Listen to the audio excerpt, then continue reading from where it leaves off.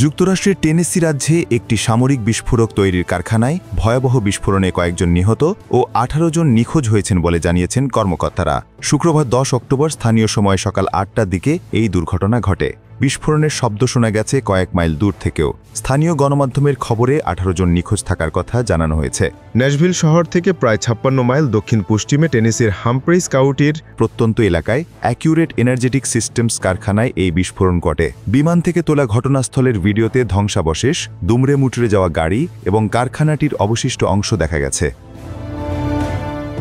Accurate energetic systems সামরিক কাজেই মহাকাশের কাজে ব্যবহারের জন্য কিংবা পরিত্যক্ত স্থাপনা ভেঙে ফেলার কাজে ব্যবহৃত যন্ত্রাংশ ও সামগ্রীর বাজারের জন্য বিস্ফোরক উন্নয়ন ও মজুত করে থাকে। কারখানাটির ওয়েবসাইটে কথা বলা আছে। টেনেসির বাস্কেনটে কারখানাটির ১৩০০ একরের সদর দপ্তরে আছে ৮টি উৎপাদন ভবন এবং একটি কোয়ালিটি ল্যাব।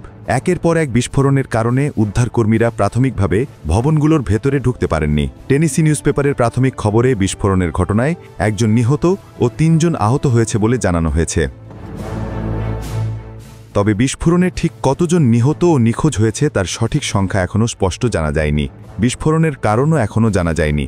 কারখানাটিতে এখনও আগুন জ্বলছে কিনা বা সেখানে আরও কোনো বিস্ফোরণের ঝুঁকি আছে কিনা তাও এখনও অজানা। অ্যালকোহল, তামাক এবং বিস্ফোরক বিষয়ক বিশেষ এজেন্টরা বিস্ফোরণ স্থলে গেছেন এবং ঘটনাটি তদন্ত করে দেখছেন।